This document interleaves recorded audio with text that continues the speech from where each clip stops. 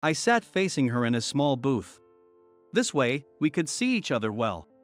It was a two-person booth enclosed on all sides. I find myself alone with her in this small space. Her face is close. I felt a bit nervous. My name is Robert. I'm 30 years old and work in the accounting department of a mid-sized company. Our office is a 5-minute walk from the train station, in a convenient location.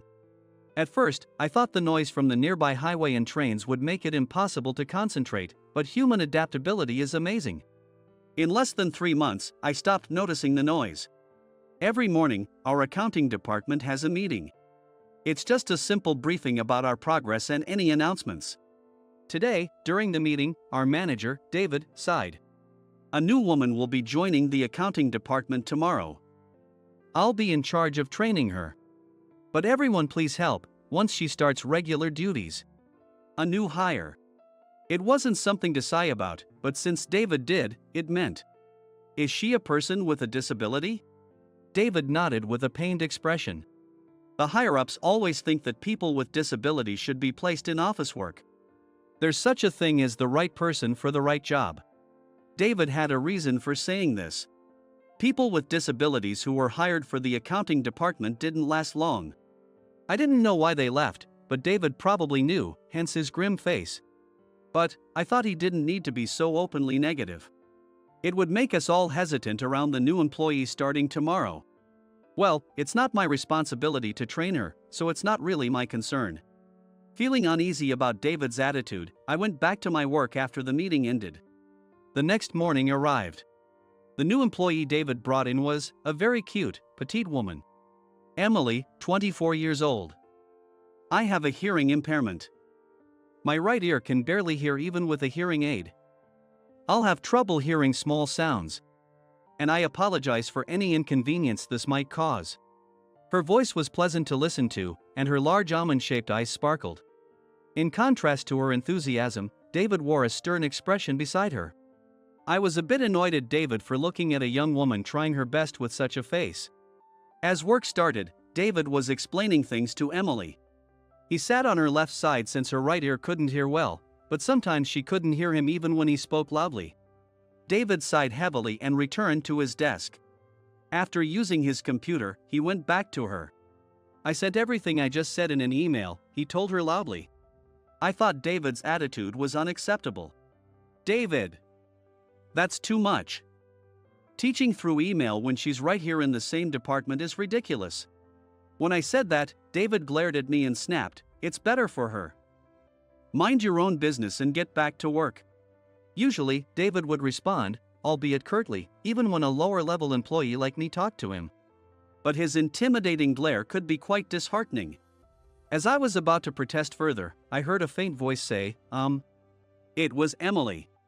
It's okay. I prefer visual aids anyway. Her polite reluctance made her even more endearing. I decided to ask boldly, Do you know sign language? As I moved my hands to sign, her face lit up. Yes. Do you? I smiled and signed back, if you don't understand something, just ask me. Don't hesitate if you can't hear well. David then said, Fine, Robert, you take care of Emily, and handed me all the training materials. After a brief explanation, I found myself in the role of a trainer for the first time in my life. As we spent time together, I understood why she had trouble hearing. The noise I had grown accustomed to was a significant obstacle for her. In crowded places, it's hard to hear.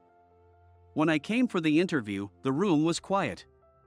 I never imagined it would be this noisy. She looks dejected, her shoulders slumped. Yeah, I thought it was noisy when I first started too. I got used to it, but it's tough for you. If you can't hear something, don't hesitate to ask me. When I said that, she gives a faint smile. I feel bad relying on you so much, Robert. Though I wanted her to rely on me more, coming on too strong would make me seem creepy. As your trainer, it's my job. Don't worry about it. It's better to ask than to make mistakes. I tried to stay calm and composed. Emily quickly learned the ropes. She already had a bookkeeping certification, so she just needed to learn our company's specific procedures. She picked up the accounting software easily, making my job as her trainer short-lived. However, whenever she struggled to hear, I would step in to assist or use sign language, and we naturally became close. One day, Emily and I left the office on time and walked to the station together. While waiting at a crosswalk, she stared intently at a popular pub. "What's up? See something good on the menu?" I ask her, looking at her left ear, if she's looking at the recommended menu displayed at the front, but she shakes her head. "No. I've never been to a place like that." When she said that, I was surprised for a moment, but then I understood. I see, they are quite noisy. The staff are lively, and the customers can be loud when they're drunk. Emily looked a bit surprised. "Robert, you understand well. Do I seem that oblivious? Most people think it's just a regular place. When I talk about it, they always ask why. They don't realize it's because of my hearing. But you figured it out right away. You're very considerate, Robert." Being called kind by a cute girl, I decided to get a bit carried away. "Well, do you have time now? Want to check out that place?" When I made that suggestion, Emily hesitated a bit. But I realized suggesting a pub with just the two of us might be too forward, so I pressed a bit more gently. "We can just use sign language to talk. How about it?" She hesitates, saying, "But I don't want to be a bother," and glances at me. "Why would it be an inconvenience? My sign language isn't perfect, and it might be more tiring for you, though." She shook her head firmly. "Not at all. Your sign language is great. I'd like to go, just for a bit." Her shy yet assertive nature was adorable. Trying to suppress a grin, I led us into the pub and told the welcoming staff, "Table for two, please," as we were shown to our seats.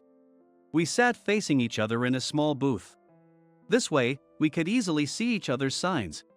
Although the partitions between booths were lattice doors and we could hear the conversations next to us, it was a cozy two-person booth. I find myself alone with her in this small space. Her face is close. I felt my heart race a bit. Cheers! Both Emily and I chose beer for our first drink. Trying to mask my nervousness, I clinked my beer mug with hers. As I gulped down 3 sips and looked up, Emily had already finished more than half of her mug. Seeing my surprise, she blushed. I like drinking. Most places I go to serve beer in glasses, so it's easier to drink from a mug. Though slightly embarrassed, she took another sip from her mug. I was surprised, as she usually seems so reserved, but discovering this unexpected side of her was delightful. Throughout the evening, she eagerly devoured the pub's menu items, enjoying her drinks. Seeing her genuinely happy made me feel the same. As we got a bit tipsy, I felt like my sign language was getting clumsy, but oddly, it seemed easier than speaking when slurring my words. Watching me, she asked, "Robert, your sign language is really good. How did you learn it?" She asked, and I signed back, "It's a story from my elementary school days, is that okay?" She nodded, and I began my story. At my local elementary school, there was a partner system where 6th graders paired up with new 1st graders. We played together during breaks, helped with cleaning, and walked together during field trips. My partner was a hearing-impaired girl from the special education class. My friend also attended the special support class, so I often visited there. Although I was just being myself. The teachers regarded me as caring and decided that I was the best match to pair with the new 1st grader who had a hearing impairment. She was a cute girl with a bob cut and neatly trimmed bangs. Just like you, Emily, she couldn't hear well when it was noisy. So, we mostly read books in the classroom. In noisy places. We communicated by writing, and I helped her with words she struggled to write. When I told my parents about this, they suggested I try learning sign language. I had no knowledge of sign language then, but I researched it. And I got interested. When I first signed hello to her, her face lit up, and she signed back hello. Her radiant smile was so adorable and made me happy, so I kept learning more signs to talk to her. She cried her heart out when I graduated. I found sign language fascinating even after I graduated, so I kept studying it, and that's how I got here. As I finished, I noticed tears in Emily's eyes. That brings back memories. We had a similar system in my school too, and I might have talked a bit with sign language. That boy might have been my first love. The sign for first love made my heart skip a beat. Who is he? The man she remembers with such a sorrowful expression. Seems like those systems are quite common. I suppressed the bit of jealousy that arose and continued the conversation. Yes, exactly. I don't remember his face or name, but there's one thing I vividly recall. During a field trip, my partner and I played in a park themed like a candy town. What? I interrupted, astonished, causing the conversation to pause. Seeing her curious look, I urged her to continue. Perhaps due to the alcohol, she continued without much hesitation. The slide's roof looked like an ice cream cone, but to us, it looked like, well, you know. My partner kept signing it over and over without saying it out loud. It was so funny that we kept laughing. Just recalling that story made me laugh. I remember that. I signed back, and Emily's eyes, which had been dreamy from the drinks, widened. Wait, your elementary school was? When I named the school, her eyes widened even more. Yes. No way, and your hometown is? Our voices overlapped. I'm 30. Emily is 24. The age difference matched up. No way. So that older boy was you, Robert? What are the chances? She exclaimed, forgetting to sign. I could hardly believe it myself. Indeed, that bob-haired girl had big, cute eyes. But I never expected her to grow into such a wonderful woman. And also, so, I was your first love? I teased, making her blush and cover her face with her hands. Oh my gosh, I shouldn't have said that, she shouted, again forgetting to sign. After a bit of embarrassed laughter, she continued, but it makes sense. That boy was so kind. I made friends and had crushes after that. But no one ever learned sign language for me. If it was you, Robert, it all makes sense. Her words made my heart race. Then, how about making that first love come true? Gathering my courage, I expressed my feelings, and she looked surprised. From the first time I saw you, I thought you were cute. Talking with you has been so fun. I want to talk more. Lately, I've enjoyed being at work more than being at home. But I thought a 6-year age gap with someone as cute as you would be too much. So I planned to keep this feeling to myself. But if fate brought us together, would it be okay? I felt my confession was a bit scattered. I was tipsy, my mind was foggy, and my signing was all over the place. Will you forget this by tomorrow? She glances at me. The shock of realizing you were that girl sobered me up. I said loudly, making her laugh. She giggled. She kept laughing, unable to stop. After laughing so hard she had tears in her eyes, she looked at me seriously. I've been interested in you too, as a kind colleague. I know it might be tough being with me, but would that be okay?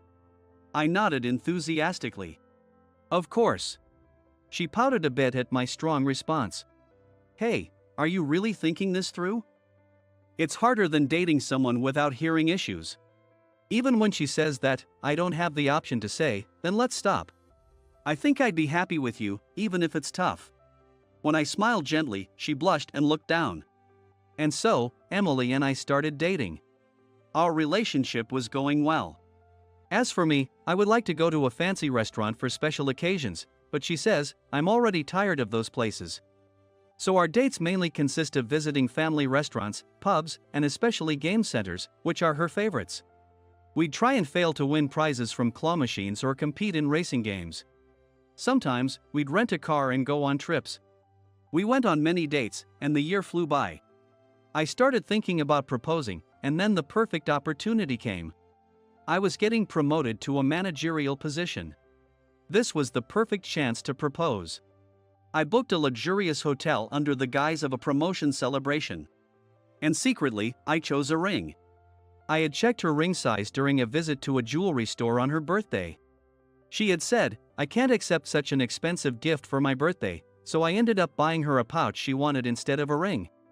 After carefully selecting a ring that matched Emily's style, I waited for the big day. Finally, the day of our trip arrived. We met in the morning and took a train to the hot spring town. Upon arriving, we browsed through various shops selling cute items. We then arrived at the beautiful hotel with a lovely atmosphere. Wow, this place is amazing. Are you sure? Shouldn't I be the one giving you a present for your promotion? Emily's eyes widened as she spoke, making me chuckle. Leave it to me. I got a raise, after all, I said, proudly puffing out my chest. She put her hands together in front of her forehead and said, "Thank you so much," with a smile. She was so adorable. We enjoyed a delicious dinner in our luxurious room, and then we headed to the hot springs. We decided on an approximate time and agreed that whoever finished first would wait in the lounge by the entrance. Then we each went to the large bathhouse, which were separated by gender. 40 minutes later, I was looking around the lounge. Emily hadn't come out yet. The hot spring was fantastic. The outdoor bath had a great ambience, and the water was pleasantly warm, making it easy to stay in for hours. I decided to cut my soak short, thinking I didn't want to keep Emily waiting if she had finished first. But since she was still inside, I wished I had taken my time. I planned to take a leisurely morning bath. While I was lost in thought, I spotted someone I couldn't believe. When he noticed me staring, he also recognized me and called out. It was David from the accounting department. "Well, Robert, what a coincidence meeting you here." I gave a polite nod. "Are you alone?" "With family?" he asked. I replied vaguely, something like that. Our relationship was still a secret at work. I hoped David would leave quickly to avoid an awkward encounter with Emily. But then, "Sorry to keep you waiting. The bath was so nice that I stayed in too long." "David? Why are you?" Emily exclaimed in surprise as she noticed David. "So, you two are dating?" David said without a hint of expression. When I stammered, well, the stern-faced David said without changing his expression. "Perfect timing. We need to talk. Let's go somewhere else," and started walking away without waiting for Emily or me to respond. We arrived at the lobby with the front desk. This place, which was bustling with people during check-in, is quiet at night. We sat down on elegant chairs. "Emily, are you really happy in the accounting department? Is there another department you'd prefer?" Over the past year, David had rarely spoken to Emily directly. Even when they were in the same room, he would send emails with instructions. While Emily said she didn't mind since some people found it difficult to understand her on the first try, I couldn't shake the feeling that David was deliberately avoiding her. Did he really want to push her out that badly? Seeing Emily hesitate, I stepped in. "Is it really such a problem for you if Emily is in the accounting department?" I said, my heart pounding as I faced David. He shifted his gaze from Emily to me, his expression unchanging. "What do you mean?" With an expressionless, stern face, he asks me a single question, making my heart pound even harder. "Well, you hardly ever talk to Emily directly. Even though you're in the same room, you give instructions through emails. I don't think I'm the only one who finds that distant." When I say this, David puts his hand on his chin. "So that's how it seemed. My apologies. I thought it was faster to send emails than to keep repeating myself." Emily and I looked at him, surprised. I think of jobs for people with disabilities as being office work. If it's office work, I prefer accounting over general affairs, as it involves less interaction with people. I can't stand the way those higher-ups think. David sighs as he speaks. Some people might be better suited for system development, or they might have joined hoping to do other work. But they keep sending people to accounting as if it's the only option. It stressed out those who left, and I couldn't do anything for them. I wanted to check if Emily had any complaints after being here for a year. As we remained silent, David stretched. Also, I figured that having someone with a face like mine explain things repeatedly might stress out a young woman like Emily. So I thought emails would be better. Scenes that backfired. Hearing this, I bowed my head, nearly hitting the table. "I'm sorry. I was being shallow." Emily also bowed her head. "Thank you for being considerate. I thought you found it stressful to have to repeat things to me," she said, her voice trembling. "Well, I'm glad we cleared that up. I guess I didn't explain myself well. I know my stern face can cause misunderstandings. Maybe I should talk more. but I'm not very good at it. Even someone in his position had concerns. And he was aware of his stern demeanor. I found myself respecting David and feeling closer to him. So, what do you think? Our company has many departments. What did you hope to do when you joined? Since you've been with us for a year, if you have any wishes, I'll bring them up with the higher-ups. I'd like to see you thriving. When she heard that, Emily straightened her back. I want to continue working in the accounting department. Everyone has been very kind, answering my questions patiently. I studied bookkeeping and enjoy the work. If it's not a problem, I'd like to stay. Emily, who speaks while looking David straight in the eye, looks radiant. Is that not just because Robert is there? David teased, a slight smile on his face, making both Emily and I flustered. No, it's not like that. Well, Robert has been helpful with sign language. It's rare to find someone who can sign.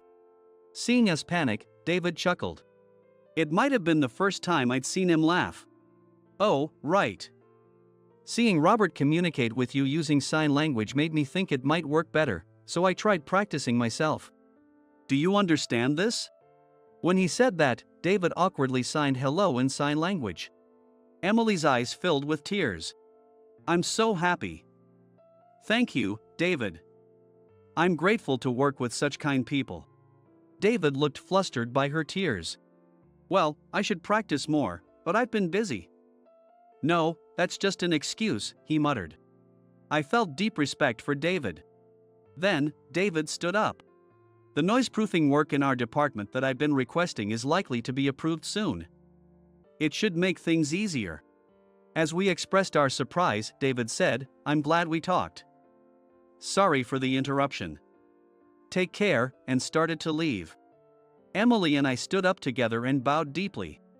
David cleared his throat and added, try not to be too lovey-dovey at work. If the guys find out you have won the department's princess, it might lower morale, and walked away. Emily and I lingered a moment in the lobby before leaving. We noticed a poster on the way out. The nearby park was decorated with lights for the season. Emily wanted to see it, and I readily agreed. We went back to our room to get ready and then headed to the park. I discreetly slipped the engagement ring into my pocket. The park was crowded, but the illuminations were dazzling. Everywhere, people were cheering and taking photos. In the center of the park was a large heart-shaped illuminated platform. If I was going to propose, this was the perfect spot. However, amidst the crowd cheering for the illuminations, my voice wouldn't reach Emily. Moreover, I lacked the courage to shout out my proposal in front of so many people. I tapped Emily on the shoulder and led her to the heart-shaped platform. Then, I signed, I love you. Will you marry me? Tears welled up in Emily's eyes. The heart-shaped illuminations seemed to shine even brighter. Just then. Look! That guy just signed I love you and will you marry me to that lady? A little girl exclaimed, pointing at me. A woman, likely her mother, quickly covered the girl's mouth. But it was too late. All eyes were on us.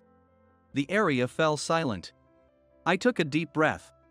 After 3 deep breaths, I inhaled deeply again. I want to spend my life with you. Will you marry me? I shouted, taking out the ring and presenting it to her. I had splurged as much as I could on a small pink diamond ring, which now sparkled in the light. As the crowd watched in suspense, Emily extended her left hand, and with tears streaming down her face, said, I'm so happy. If you'll have me, I'd love to spend my life with you. Her words prompted cheers from the onlookers. One person even offered to take a photo for us, and we both handed over our phones. Today is the happiest day of my life. David's kindness and Robert's proposal. I'll never forget this day. Saying this, she smiles at the camera on our phones. I think we should ask David to be our witness for the marriage certificate. When I suggest this, she lights up with excitement. The photo taken by the kind stranger, with the heart-shaped illuminations in the background, showing Emily and me with flushed, happy faces, is now displayed in our entrance hall. Whenever it starts to fade, we print a new one to replace it. It's the most important photo of our lives.